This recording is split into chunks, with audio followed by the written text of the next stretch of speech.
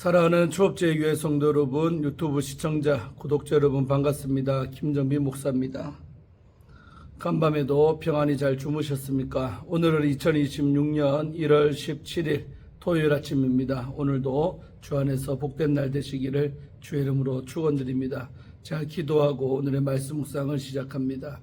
하나님 아버지 감사합니다. 간밤에도 지켜주시고 또 새날 우리에게 주시니 감사합니다. 오늘도 주어진 이 하루 참으로 내 생의 마지막 날인 것처럼 열심히 살게 하시고 또 아버지의 뜻을 이루는 복된 날 되게 하여 주옵소서. 이 시간도 말씀 묵상할 때 주의 음성을 듣게 하시고 하나님의 뜻을 깨닫는 또 순종하는 저희들 다 되게 하여 주옵소서. 이 말씀 묵상 시간을 성령님께 의탁하옵고 우리를 죄에서 구원하신 예수님 이름으로 간절히 기도하옵나이다. 아멘. 할렐루야. 좋은 아침입니다. 오늘 함께 말씀 묵상하실 본문은 마태복음 3장 11절부터 17절의 말씀입니다. 우리 개역 개정판으로 우리 한번 다 같이 읽도록 하겠습니다. 나는 너희로 회개하기 위하여 물로 세례를 베풀거니와 내 뒤에 오시는 이는 나보다 능력이 많으시니 나는 그의 신을 들기도 감당하지 못하겠노라.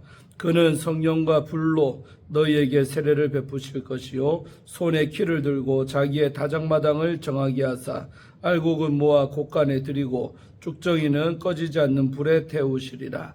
이때 예수께서 갈릴리로부터 요단강에 이르러 요한에게 세례를 받으려 하시니 요한이 말려 이르되 내가 당신에게서 세례를 받아야 할 터인데 당신이 내게로 오시나이까.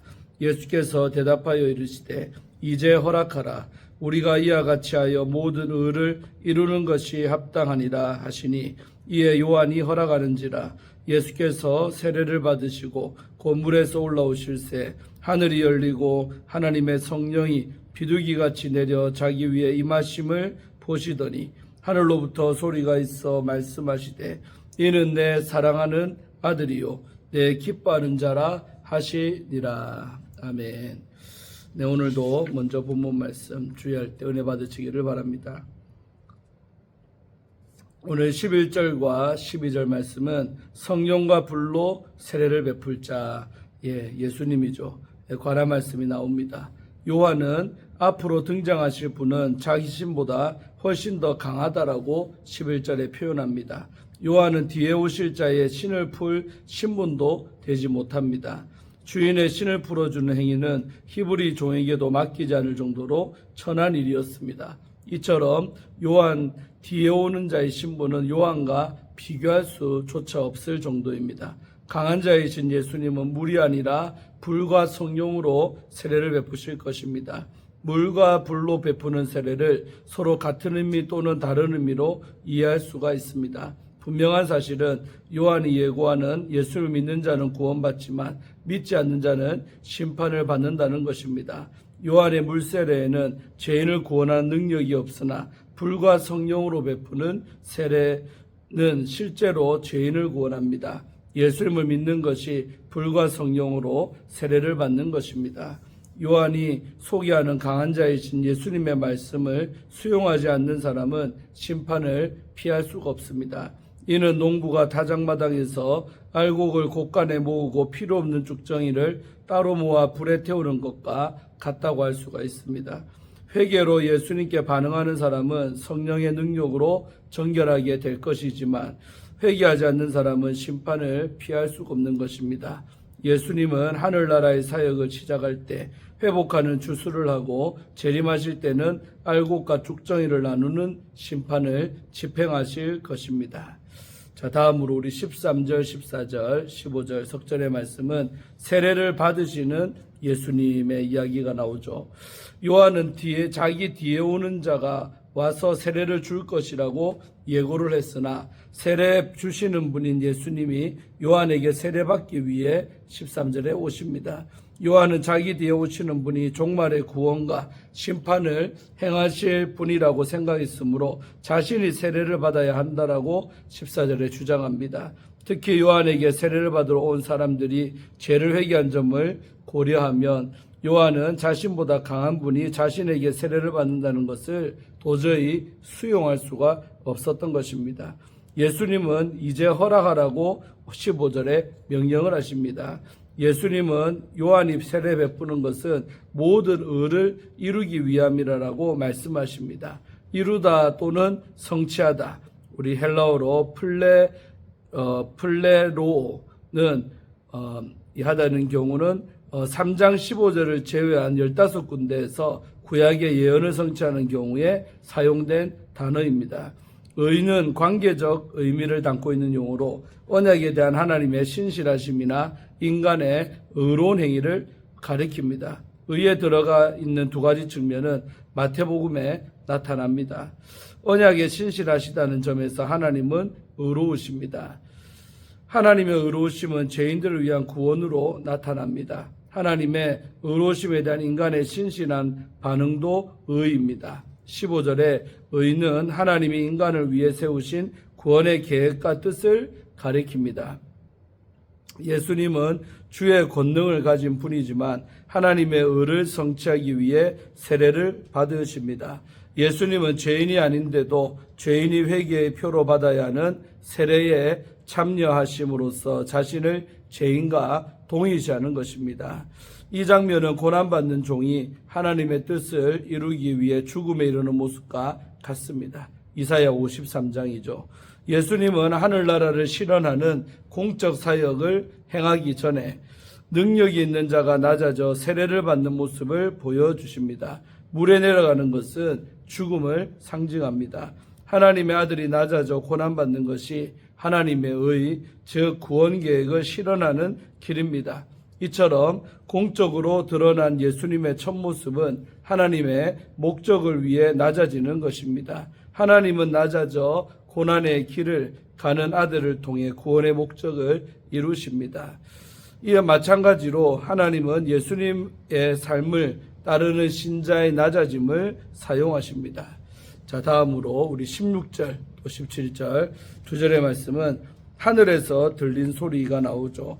예수님이 세례를 받고 물에서 올라오실 때 하늘이 열렸습니다. 구약과 유대교에서 하늘이 열리면 천상의 존재가 내려오거나 하늘에 있는 비밀이 땅에 전달이 됩니다. 하늘에는 하나님과 천사들이 있습니다. 하늘이 열릴 때 하나님의 성령이 비둘기처럼 그에게 내려오십니다. 16절이죠.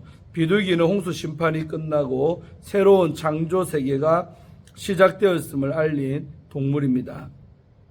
창세기 우리 1장 2절과 장면과 관련이 있죠.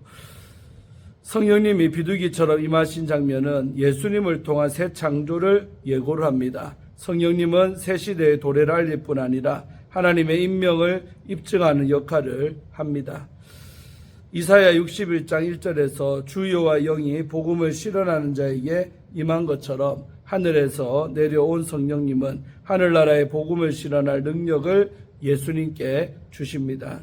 하늘에서 소리가 들립니다. 17절이죠. 이 소리는 하늘에 있는 비밀을 알립니다. 하늘의 비밀은 예수님의 정체와 역할입니다. 첫째로 예수님은 하나님의 아들입니다. 하늘의 음성은 시편 2편 7절에 너는 내 아들이라를 암시합니다. 시편 2편 7절에서 하나님의 아들은 왕을 가리킵니다. 하나님은 이스라엘 왕을 아들로 부르셨습니다. 시편 2편 7절의 관점에서 예수님은 하나님의 아들, 즉 왕이십니다. 따라서 세례 장면은 하늘나라를 통치할 왕의 대관식과 같습니다. 성령을 통해 왕으로 임명받은 하나님의 아들은 하늘나라를 시작하실 것입니다. 둘째로 사랑하는 아들은 예수님과 하나님의 특별하고 친밀한 관계를 암시합니다. 예수님이 하나님의 아들로서 아버지를 얼마나 신뢰하는지는 시험과 4장 1절로 11절, 그 다음에 기도, 11장 25절로 27절, 또 26장 39절 장면에서 드러납니다. 셋째로 예수님은 하나님이 기뻐하시는 종입니다. 내 기뻐하는 자는 이사야 42장 1절에 근거합니다. 하나님은 순종하는 종을 기뻐하는 자로 부르셨습니다. 하늘나라의 왕이신 예수님은 순종하는 종으로서 그의 나라를 다스릴 것입니다.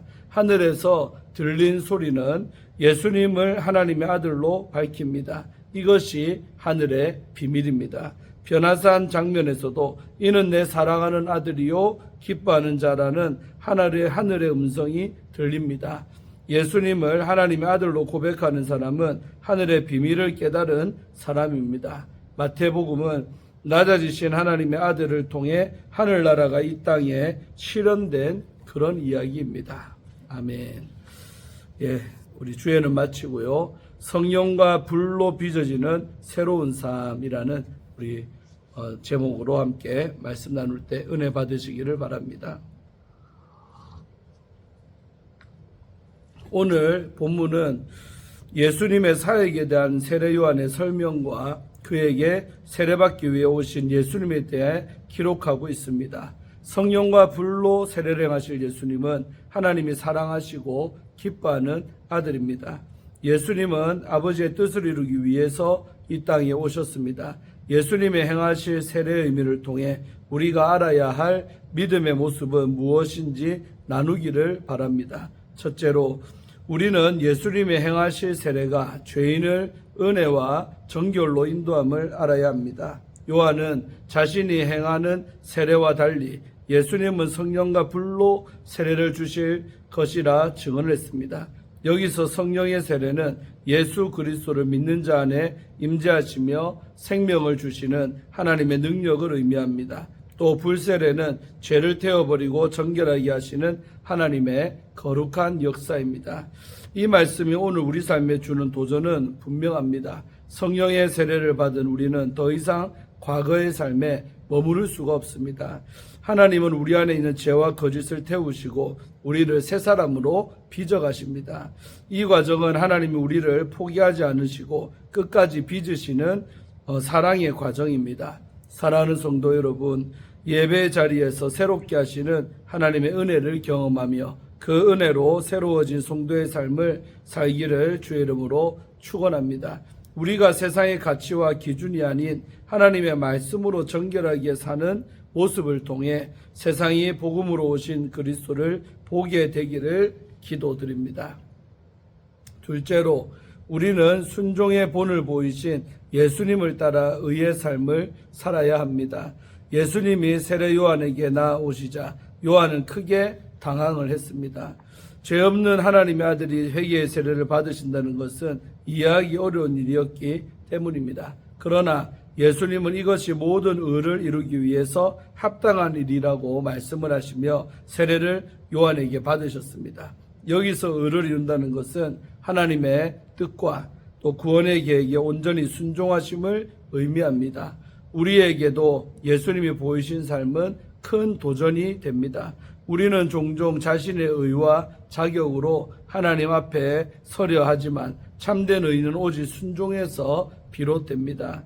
예수님처럼 하나님의 뜻에 자신을 내어드릴 때 비로소 우리의 삶도 의의 길에 서게 됩니다. 사랑하는 성도 여러분, 주님의 본을 따라서 작은 일에도 하나님의 뜻을 이루는 순종의 길을 걸어갑시다.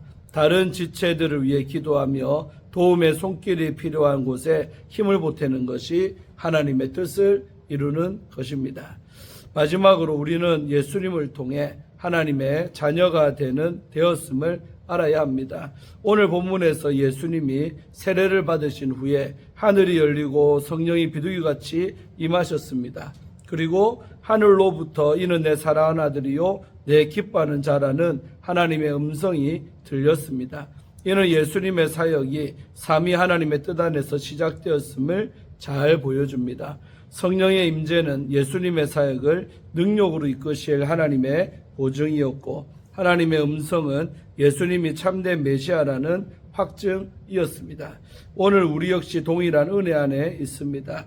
예수님을 믿는 순간 우리도 하나님의 자녀로 인정받고 성령이 우리 안에 거하십니다. 그리고 하나님은 우리에게 사명을 주십니다.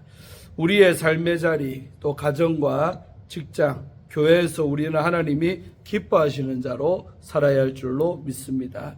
사랑하는 초업제의 교회 성도 여러분, 오늘 말씀은 하나님의 뜻에 순종하신 예수님의 삶과 사역에 대해서 가르쳐 줍니다.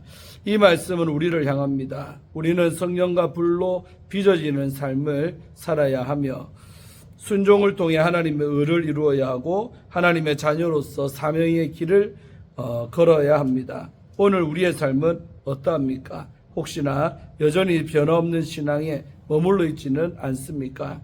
하나님은 오늘도 우리를 성령과 불로 새롭게 빚으십니다.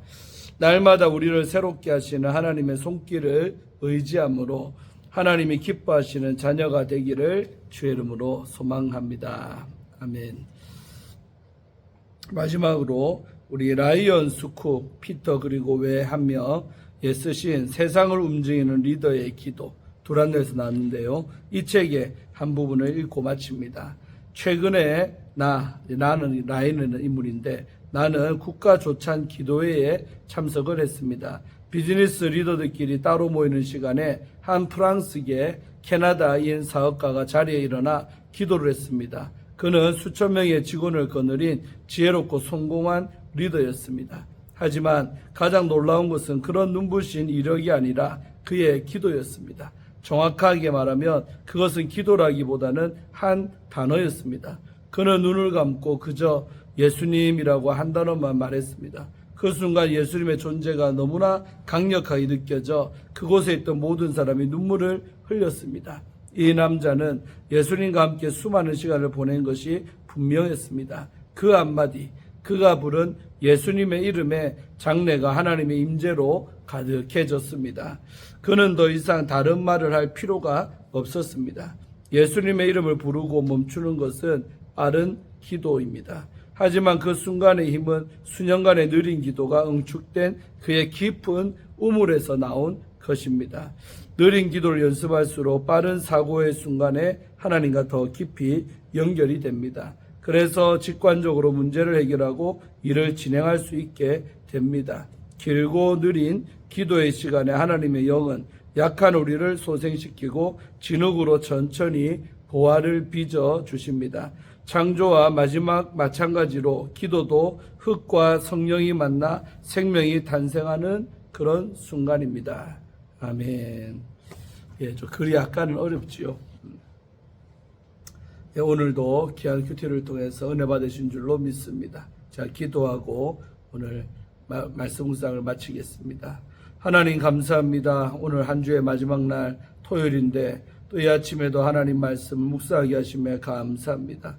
참으로 불과 성령으로 이 땅에 오셔서 성령 세례를 불세례를 베푸시는 그 예수님의 그 은혜를 우리가 받아 누리게 하셔서 우리도 죄악을 불태우고 늘 하나님과 거룩한 삶을 유지하며 살아갈 수 있도록 축복하시며 또 겸손하게 요한에게 세례를 받음으로 정말 하나님의 의를 이루었던 것처럼 우리들도 늘 겸손하게 하시사 나를 통하여 하나님의 뜻이 이 땅에 이루어지게 하여 주시옵소서. 예수님과 더욱더 친밀한 관계 속으로 들어가는 이 한날이 되기를 원합니다. 남은 우리의 인생이 참으로 주 안에서 더욱더 복종하며 순종하며 더 복된 삶이 될 수 있도록 축복하여 주시옵소서. 감사드리옵고 예수님 이름으로 간절히 축복하며 기도하옵나이다. 아멘. 할렐루야. 오늘도 주 안에서 좋은 토요일 되시고 또 주일을 잘 준비해서 맞이하기를 바랍니다. 내일 아침에 또 찾아뵙겠습니다. 샬롬.